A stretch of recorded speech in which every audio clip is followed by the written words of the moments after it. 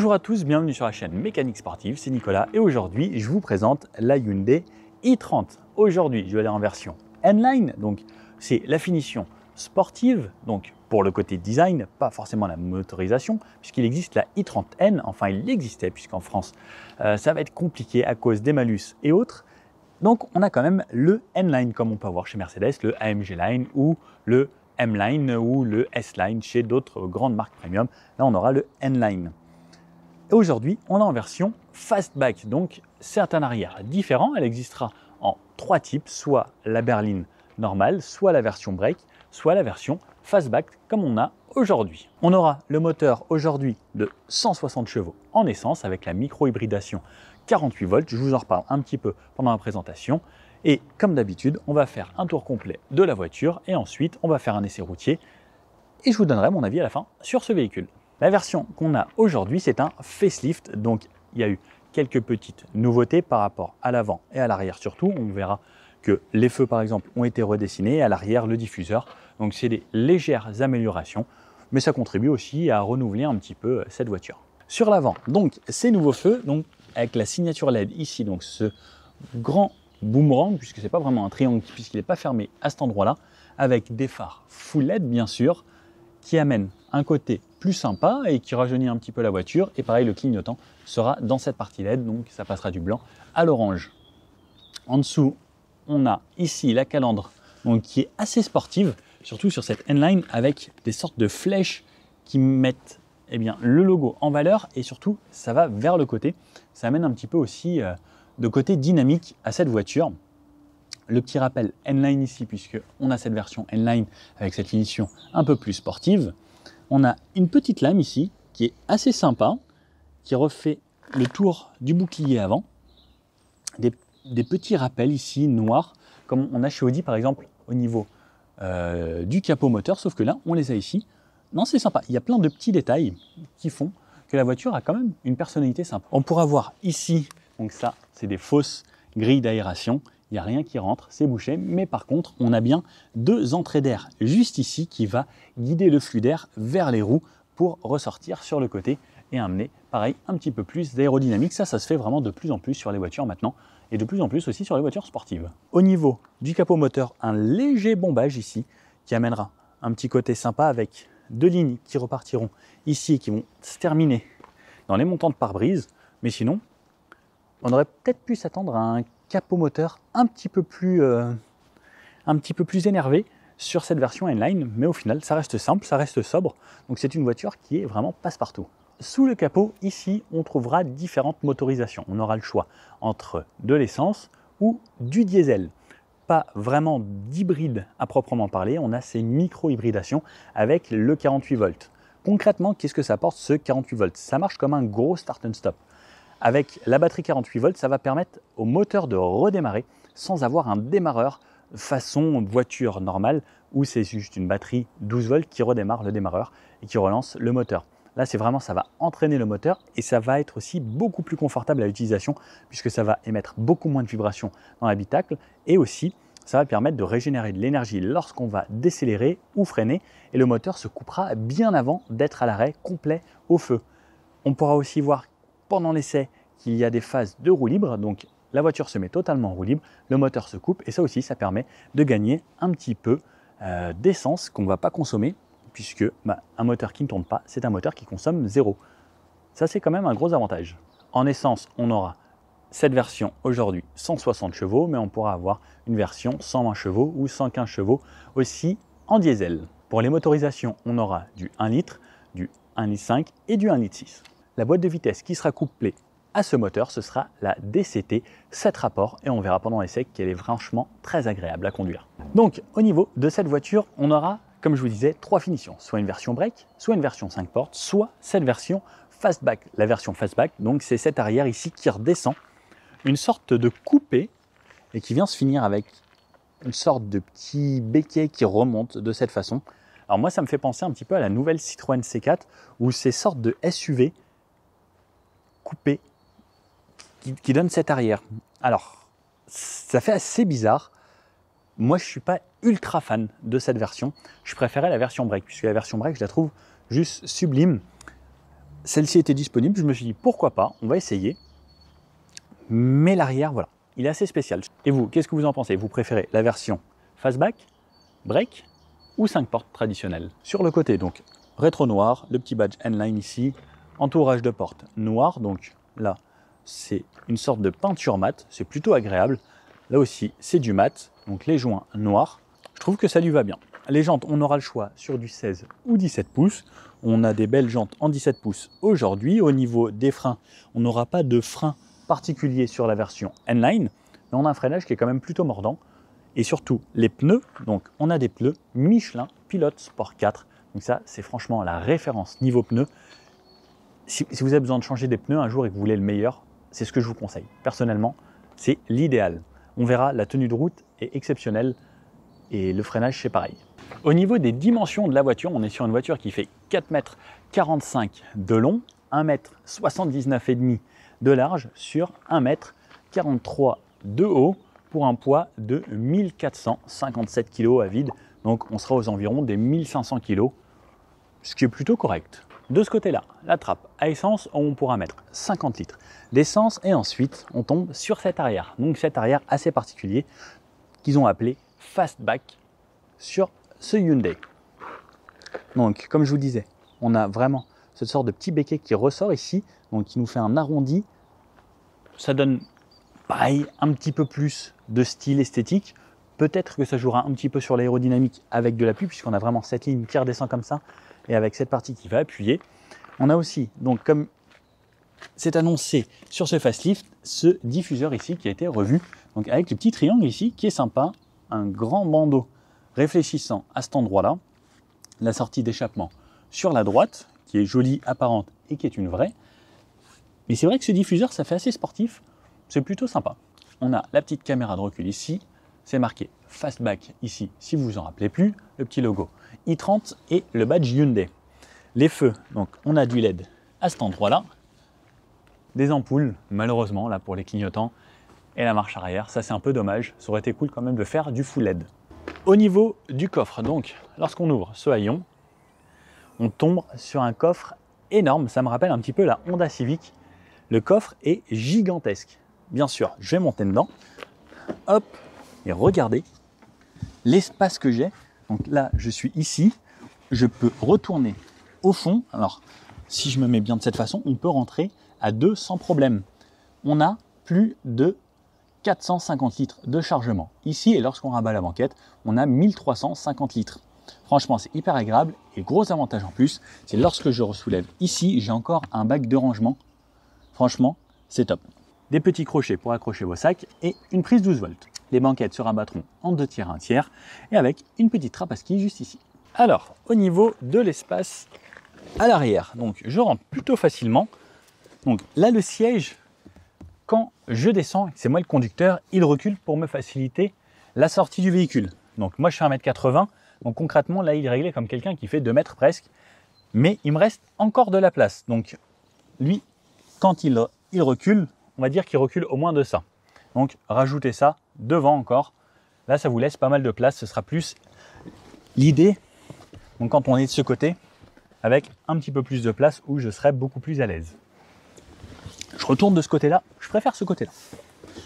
Donc, la banquette ici, comme c'est la version N-Line, on a de l'Alcantara sur le dossier et sur la base du siège ici. Ça, c'est un gros plus puisque ça permet un très bon maintien lorsqu'on est dedans. Gros avantage, c'est que c'est pas du cuir, c'est que l'hiver, c'est pas chaud. Gros avantage de l'Alcantara, c'est pas comme le cuir, c'est l'été, c'est pas chaud, l'hiver, c'est pas froid. Donc, gros plus pour moi. Et en plus, ça maintient super bien. La banquette est franchement confortable au niveau des fessiers. Ça revient assez bien, elle n'est pas trop inclinée. Non, je suis plutôt bien installé à cet endroit-là. La place du milieu, donc il y a un tout petit tunnel central qui fait ça à peu près. Ce qui est bien, c'est que c'est pas ultra dérangeant, c'est plus facile d'y accéder. Ah, oula. Alors, donc c'est un petit peu creusé dans le plafond.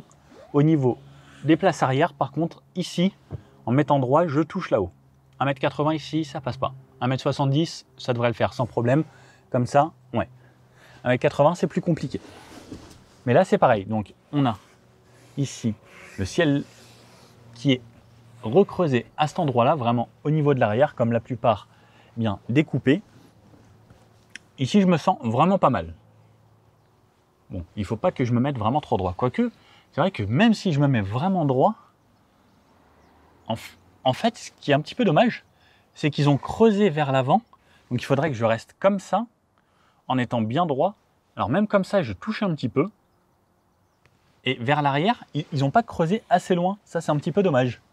Bon, sinon, si je me mets en mode relax, pas de souci, je touche pas. Mais voilà, il faut vraiment pas vouloir être bien droit. Si vous avez une très bonne éducation et que vous êtes vraiment droit comme un piquet, compliqué. 3 places donc, la ceinture de la 3e place, juste ici. Un accoudoir très moelleux avec 2 porte-gobelets et la petite trappe à ski où je peux avoir accès au coffre juste ici. Les fixations Isofix bien sûr à l'arrière. Une petite ventilation à cet endroit-là aussi et 2 petits filets sur les côtés. Voilà à peu près pour l'arrière. Franchement, c'est pas mal. Des petits rangements dans les portes. Vraiment petits rangements, mettre à des petites bouteilles, pas de grandes bouteilles ici. Et les poignées ici. Donc après, on a des sortes de plastique un peu moussé. C'est... Ouais, la finition est normale. Je dirais pas que c'est top. C'est pas mal. Ça fait un petit peu plastique, ça fait un petit peu tristounet, je trouve. Ça aurait pu amener quelque chose d'un peu plus gai dans cette voiture. À l'avant, donc je rentre très facilement. Comme je vous disais à l'arrière, le siège s'est reculé pour me faciliter la montée et la descente également. Et regardez, là il s'avance, donc vous pouvez voir, il s'est vraiment avancé de ça au moins, ce qui libère de l'espace à l'arrière. Première chose, donc moi, je suis vraiment bien installé. Ces sièges ici, pareil, Alcantara, cuir sur piqûre rouge avec des surpiqûres rouges un petit peu partout, plus du gris, plus du rouge ici. Ça donne franchement une ambiance assez sympa et ils maintiennent super bien. Ils remontent jusqu'à assez haut, donc comme vous pouvez le voir jusqu'ici, en plus c'est de l'Alcantara là. Donc ça veut dire que même au niveau des épaules, quand vous êtes bien dedans, eh bien vous n'allez pas bouger grâce à l'Alcantara. On peut régler jusqu'à derrière les genoux aussi sur quelques centimètres. Ça c'est top pour une conduite sportive et avoir un bon maintien des jambes. Donc les sièges sont réglables électriquement. Hop, en hauteur, les réglages à cet endroit-là. On peut régler l'inclinaison, tout ça en électrique sur les 2 sièges avant. Niveau position de conduite, franchement, très bonne. Je vous montre, point de vue conducteur, à quoi ça ressemble tout ça, et je vous fais découvrir les options. Alors, vous voici point de vue conducteur. Donc, on tombe sur ce beau volant ici en cuir. Donc, du cuir lisse ici, du cuir perforé à cet endroit-là, et surtout des belles surpiqûres rouges tout à l'intérieur. Donc ensuite, ce volant avec lequel on a des options ici, donc pour avoir les menus au fond, le volume, les modes, donc que l'on choisira pour l'audio, la commande vocale, de quoi décrocher et raccrocher au téléphone. Sur la droite, on aura les réglages pour le régulateur et la conduite avec le maintien dans les lignes. Et pareil, donc les menus et de quoi accélérer ou ralentir avec le régulateur ici. Les modes que l'on choisira, régulateur ou limiteur. Des palettes derrière le volant, donc franchement les palettes sont très très mignonnes. Donc le plus et le moins de l'autre côté. Elles sont assez grandes, donc elles dépassent au-dessus et en dessous, donc ça laisse vraiment la place pour bien les utiliser. Derrière, on a les feux ici, qu'on a bien sûr en mode auto, et les essuie-glaces qu'on aura bien sûr aussi avec un mode automatique. Le volant, donc pareil, donc, comme je disais, avec ce beau cuir, avec le petit logo N ici, donc pour le rappel de la finition N-Line. Ensuite, sur la gauche, on a toute cette partie, donc comme à l'arrière, ça fait un petit peu plastique, ça fait vraiment très simple. Grosse enceinte ici, des rangements là, donc avec un petit peu plus de place qu'à l'arrière, on pourra mettre des bouteilles et autres ici.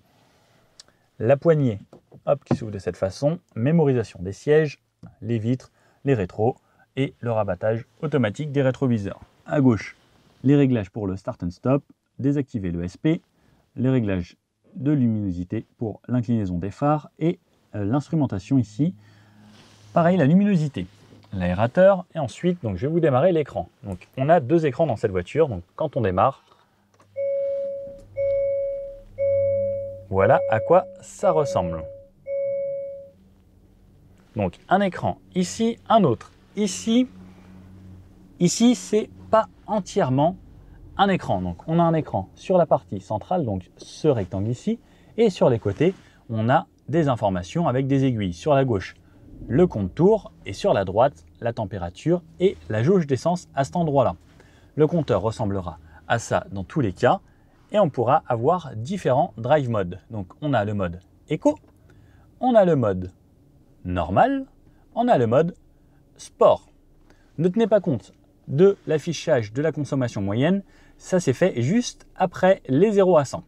Sur le côté, on aura le rapport engagé, à droite, le kilométrage restant de carburant, et voilà pour cet écran. Cet écran ici qui est tactile, et on a des raccourcis sur le dessous avec la carte, la navigation, la radio, les médias, couper ou le volume ici, changer de musique, une petite touche favori et les réglages de la voiture. Donc tu peux accéder aux réglages de la voiture directement de cette façon avec tous les réglages des profils de reconnaissance vocale, les profils de la voiture. Ensuite, tous les réglages comme sur une voiture normale, et il y a aussi une touche Home comme sur un téléphone qui nous amène ici à une touche Home. On a sur cette touche Home, pareil, des écrans défilants comme sur un smartphone, et on aura des raccourcis pareil à cet endroit-là, et on pourra tout régler juste ici. On a le Bluetooth qui permet de connecter sa voiture à son téléphone, et ensuite on aura l'Android Auto, l'Apple CarPlay, tout ce que vous voulez qui fonctionne avec cette voiture. Juste en dessous, les warnings, les aérateurs, déverrouillage du véhicule, et en dessous tout le bloc de climatisation. Climatisation, donc les réglages ici de la ventilation, la puissance, où est-ce que vous souhaitez être ventilé, l'éteindre, dégivrage et la clim. Bizone pour chacun son côté règle sa température. On peut synchroniser les deux en appuyant sur le petit bouton 5 ici. Juste en dessous, on a ce petit rangement ici. Alors j'aime beaucoup l'ouverture. Là, ça fait classe. On a à l'intérieur la recharge de téléphone par induction, la prise 12 volts, allume-cigare, une prise USB pour connecter l'Apple CarPlay ou l'Android Auto. Ensuite, on tombe sur ce sélecteur de vitesse. Donc, on tire la petite gâchette juste derrière, hop, de cette façon, et ça nous permet de sélectionner le rapport qu'on veut. Marche arrière, ce qui nous activera d'emblée la caméra de recul, qui n'est pas trop mauvaise, la qualité est plutôt pas mal. Ensuite, le mode neutre, drive. Alors, en drive, on aura deux choix, soit en drive comme ça, soit on bascule sur le côté et on peut passer ou rétrograder de cette façon. Donc, plus vers l'avant, moins vers l'arrière. Hop. Et on pourra aussi utiliser les palettes à tout moment voulu. Ici, on retrouvera également les sièges chauffants de chaque côté du pommeau ici, avec le conducteur, le passager, le volant chauffant. Ça, c'est une option que j'adore. Les drive modes, donc, on sélectionnera ici les 3 modes de conduite. De ce côté, désactiver les bip-bip de parking et la caméra qu'on peut activer en appuyant directement ici si on ne veut pas mettre la marche arrière. Le frein de parking, le auto hold, un petit rangement ici bien pratique, plus ici un autre rangement où on a de quoi mettre de gobelets.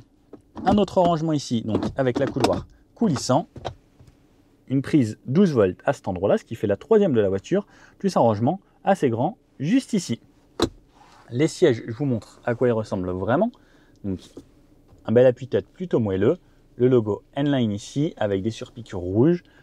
Donc toute cette partie Alcantara, et surtout quand on s'approche en détail, on voit pareil des petites perforations qui laissent apparaître un tissu technique rouge juste derrière. Du cuir sur les côtés, surpiqué en rouge.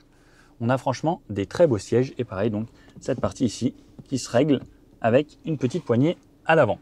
La portière ressemble à ça. Ici, on a la petite boîte à lunettes. Ça, c'est un petit gadget que j'ai toujours aimé. Hop, l'éclairage, on appuie dessus de cette façon. Et le toit ouvrant ici, donc pas panoramique, mais juste un toit ouvrant qui est plutôt grand comparé à certains petits toits ouvrants. Bon allez, il est venu le moment d'aller faire un tour avec cette voiture et de voir ce qu'on en pense. On va commencer en ville avec cette Hyundai i30 donc, qui a été restylée, donc juste un petit facelift. Donc on a la motorisation aujourd'hui essence, donc en version 160 chevaux. C'est quand même plutôt sympa d'avoir un petit peu de puissance, surtout que cette version N-Line a quand même un petit caractère assez sportif, et on a un châssis qui est plutôt ferme. Et pareil, donc sur les pneus, comme je disais, on a des pneus Michelin pilote sport 4, donc qui est quand même une bonne référence. Première chose que je vois, donc c'est par exemple là en virage, j'ai une direction qui est précise. C'est une des choses qui est vraiment agréable avec cette voiture, c'est que je vois vraiment la précision de la voiture et on a une direction qui est pas trop assistée, pas trop lourde. Et là je suis en mode éco. Donc on a 3 modes sur cette voiture, le mode éco, le mode normal et le mode sport. Donc en mode éco, franchement c'est agréable. Alors on va voir, est-ce que en mode sport par exemple, est-ce que ça me durcit un peu la direction? Non, j'ai pas vraiment de durcissement de la direction. La voiture reste à peu près pareil. Hop. Donc en mode sport par contre, ça relance quand même suffisamment. Je dirais pas que c'est vraiment sportif, mais 160 chevaux, dans la plupart des cas, c'est quand même largement suffisant. Donc l'avantage du 48 volts, donc cette micro-hybridation, c'est que lorsque on va arriver à un stop ou à un feu, lorsqu'on va ralentir, à partir de 5-6 km/h, la voiture va déjà pré-couper le moteur. Donc par exemple, là je vais vous le refaire. J'arrive à un stop, je freine. Hop. Et là, elle m'a déjà coupé le moteur pour que lorsque je m'arrête, bien là, on gagne aussi de la consommation. Et dès que je relâche le frein, c'est pas comme une batterie qui va redémarrer directement. Ça sera pas juste un démarreur comme avec une voiture qui a juste un start and stop de base qui va réentraîner le... C'est juste le 48 volts qui relance vraiment le moteur grâce à une façon particulière où c'est pas branché au même endroit. Donc ça relance le moteur d'un coup, donc ça permet de ne pas avoir d'à-coup, de ne pas faire trembler la voiture, ça relance le moteur instantanément et ça vous aide aussi dans les phases d'accélération pour consommer aussi le moins possible. Donc là pareil, le moteur se coupe et il a redémarré sans avoir du bruit du démarreur et ça c'est quand même vraiment agréable. Et on fait aussi de réelles économies d'énergie puisque à chaque feu ça ralentit. Donc la voiture, j'ai un petit logo ici, donc avec une petite voiture qui me dit les flux d'énergie. Donc concrètement, quand j'accélère, donc ça l'utilise pas. Si j'accélère très fort, ça va me dire que ça utilise la batterie pour pouvoir m'assister. Et ça me dira également lorsque je relâche l'accélérateur que ça recharge la petite batterie 48 volts. Et ça c'est un plus. La direction, franchement, hein, c'est plutôt agréable. La voiture est vraiment maniable. Et elle est très précise. J'aime beaucoup en tout cas ce châssis et c'est comme ce que je disais donc pendant l'essai de la i20, sa petite sœur, c'est qu'on a un très bon châssis, une voiture qui est top. Par contre sur les dodanes, elle reste quand même plutôt ferme. On ressent bien. Pareil, sur les petits trous comme ça, ouais, c'est assez ferme. Après, d'un côté on a pris la N-Line, on va se dire que c'est un caractère qui va bien avec la voiture. Et au final, c'est pas plus dérangeant puisque avoir un châssis ferme, eh bien ça jouera aussi sur la vivacité de l'auto puisque là si je fais ça, hop, j'ai vraiment une auto très vive et surtout avec ces pneus, ça colle super bien à la route. Donc à 50 km/h, franchement, je suis aussi bluffé puisque l'intérieur est quand même bien insonorisé. Là on a une route qui est assez dégradée, on entend un petit peu les bruits de roulement et surtout la résonance que ça fait dans la voiture. Mais sinon, par rapport à mon environnement extérieur, j'entends franchement quasiment rien. En mode éco, donc on a une pédale vraiment très progressive sur l'accélérateur. Donc lorsque j'appuie, ça va vraiment relancer doucement. Et au passage de rapport, je ne sens quasiment rien. Donc là, je suis en 4e, ça me passe à 5e. Franchement, si je ne regarde pas, je ne sens vraiment quasiment rien au passage de rapport et ça c'est agréable. Donc c'est une boîte DCT 7 rapports et l'utilisation est franchement très bonne, en tout cas en mode éco, aucun souci. Et si j'accélère, ça relance quand même bien. Donc les 160 chevaux sont là, ils sont pas juste là pour faire figuration. Et là pourtant je suis juste en mode éco, donc qui exploite pas toute la puissance moteur. Hop, franchement elle est plutôt agile. Et comme je disais, hein, franchement, niveau comportement routier, j'aime beaucoup. Donc à 50, là sur une petite route un peu plus dégagée, j'ai des aides à la conduite, donc j'ai le maintien dans la voie, j'ai le régulateur que je peux me mettre. Donc hop, je lui dis de se mettre à 50 km/h et c'est parti. Donc là, c'est la voiture qui conduit.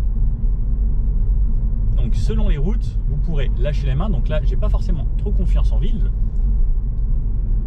mais on a quand même les aides à la conduite, donc les freinages d'urgence, le détecteur de ligne. Donc là en plus, on a en plus du détecteur de ligne vraiment le maintien dans la voie. Donc, et en plus, elle fait pas de ping-pong, donc ça c'est plutôt agréable. Régulateur, là, voilà, la voiture s'est mise en roue libre à 50 km/h. Elle m'a éteint le moteur thermique. C'est assez marrant. Donc ça veut dire que même quand on va rouler de cette façon et qu'on relâche, eh bien la voiture va couper le moteur. Ça c'est super intéressant parce que ça aussi, pour les économies d'essence, eh bien ce sera un gros plus. Donc là je relâche maintenant tout de suite. Hop, la voiture voit qu'il n'y a rien devant, elle se met en roue libre. Et quand je freine, elle redémarre pour me mettre à mon avis l'assistance au freinage. Et ensuite elle se recoupe.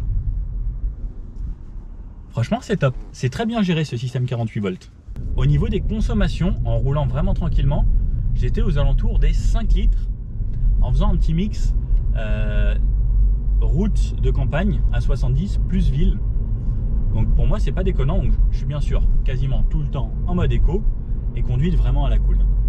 Sinon une très bonne chose, c'est ces sièges ici qui maintiennent vraiment très bien, donc avec cette sorte de baquet Alcantara cuir avec les petites surpiqûres orange. C'est franchement ultra agréable. Moi je m'y sens super bien et en plus ils sont même chauffants. Bon allez, on sort un petit peu de la ville. Donc on va passer de 50 à 70. Donc à 50 comme on disait, hein, c'est vraiment top. Et 70, donc allez, je vais me mettre mon régulateur à 70. Hop.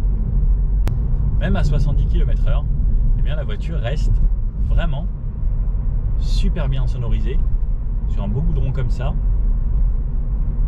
c'est très agréable. Pas de bruit d'air ou quoi que ce soit.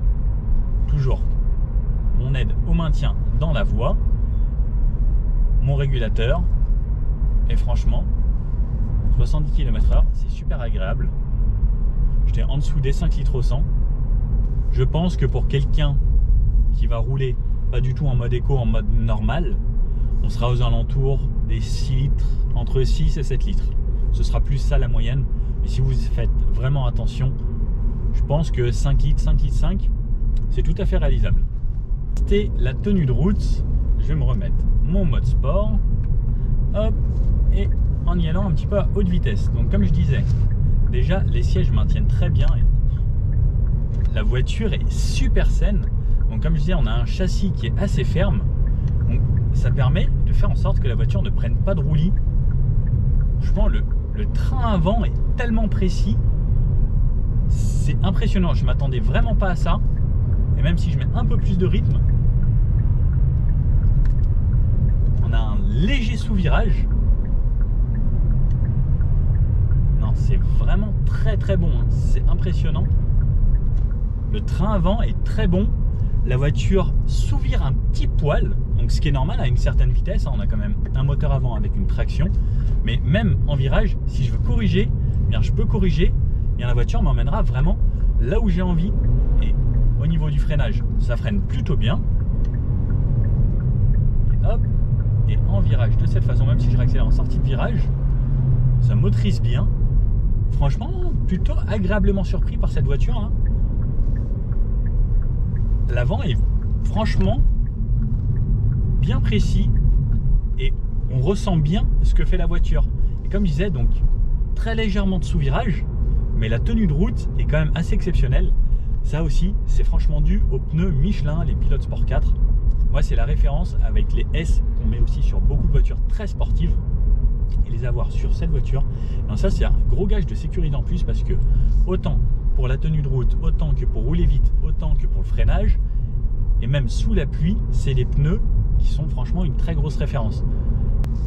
Bon allez, on va aller se faire un petit tour sur autoroute, voir ce que ça donne à plus haute vitesse, et ensuite on va essayer de se trouver une petite route, se faire les tests d'accélération. Et là c'est pareil, on a encore un petit rond-point, je l'aime bien celui-ci, il est un petit peu en dévers et autres. Il permet vraiment de bien tester la tenue de route. Donc même en mode éco, voilà, on a un petit peu de sous-virage selon comment on emmène la voiture. Non, ça va, c'est plutôt pas mal. Et quand je relance, donc même en mode éco, ça y va suffisamment. Non, cette voiture est quand même vraiment pas mal. Moi, je suis assez surpris par le châssis, comme je l'avais été par la i20. La i20, j'avais vraiment bien aimé. Je m'attendais pas à ce que ce soit si bien. Et donc, pour s'insérer, hop. Et voilà, je suis déjà à 90 km/h. Donc, à 90, eh bien, c'est franchement plutôt confortable. J'ai un petit peu de bruit de roulement. Alors, c'est assez spécial, c'est pas vraiment un bruit de roulement qui vient des roues, c'est plus une résonance qui se fait dans la caisse. Donc là, c'est pareil, j'y pense jamais, mais j'ai toujours le maintien dans les lignes qui se fait. Donc vous pouvez être en train de conduire et faire ah, mais c'est vrai, et parler, et comme ça, et ah, c'est vrai, la voiture conduit toute seule. Donc c'est moi qui gère les gaz là par exemple, mais c'est elle qui s'occupe juste du volant. Ça, c'est plutôt pas mal aussi. Donc, comme je disais, à 90, on passe à côté d'eux. On a fait plein de camions. Et bien franchement, l'insonorisation à l'intérieur est plutôt bonne. Mais, donc cette sorte de bruit de roulement, c'est plus, comme je disais, c'est plus un bruit de résonance sur l'arrière que vraiment un bruit de roulement qui se fait entendre dans l'habitacle. Et quand j'accélère pour aller me mettre à 110, très légèrement du bruit du vent autour des montants, mais franchement, ça reste très bien géré. Juste un petit peu, voilà, cette sorte de bruit, un petit peu de roulement qu'on entend plutôt qui vient plutôt de l'arrière que de l'avant. Le bruit de moteur, j'entends absolument rien. Et je suis à 2000 tours minute à 110 km/h. Ce qui est plutôt bien en 7ème vitesse. Et à 110 km/h, ça m'indique une consommation instantanée de 5 litres, 5 litres 5 environ. C'est plutôt raisonnable. En mode sport, par exemple, elle m'a tout de suite tombé un rapport. Et pour me réinsérer, donc là par exemple, je me remets à 90 pour me réinsérer, pour aller jusqu'à 110. Elle est repassée à 3 et ça y est, je suis à 110. Donc ça, c'est bien aussi, c'est l'avantage de ces boîtes qui sont assez rapides. Elles peuvent passer de la 6 à la 3 assez rapidement. Ou je peux aussi jouer avec les palettes juste derrière, me mettre en 7 là, et quand je vais au kickdown, elle vient de me remettre la 3 instantanément. Et ça m'emmène encore bien assez facilement. Ensuite, je peux rejouer avec les palettes. Donc j'ai deux choix, soit je peux jouer avec le levier de cette façon, en tirant vers moi, soit en poussant pour passer les rapports, soit en jouant avec les palettes, soit en laissant la boîte en mode automatique. Et si je veux vraiment la mettre dans son régime maximal, j'appuie à fond sur la pédale, à la fin il y a le kickdown qui va elle retomber des rapports pour pouvoir relancer. Alors il y a un petit temps, mais je trouve qu'elle est quand même plutôt réactive comparée à pas mal de ses concurrentes. Un petit bout à 130 km/h, donc à 130, pareil, on n'a pas très peu de bruit de moteur, 2400 tours à peu près au niveau du régime moteur à 130 km/h en 7ème. Il commence à y avoir un petit peu de vent qui se fait entendre. Ça reste franchement bien, bien insonorisé. J'entends pas les voitures sur le côté. Bruit de roulement toujours quasiment inexistant. Léger bruit de moteur cette fois-ci. Mais franchement, non, bonne surprise. Je trouve que cette voiture s'en sort quand même vraiment plutôt bien pour tout ce qu'on va lui demander de faire. On est sur une petite route où il n'y a personne. On teste, voir ce que ça donne. C'est un petit peu poussif. Ça monte jusqu'à 6000 tours en mode normal. Mais ça relance plutôt bien. Alors je dirais pas que c'est sportif. C'est suffisant.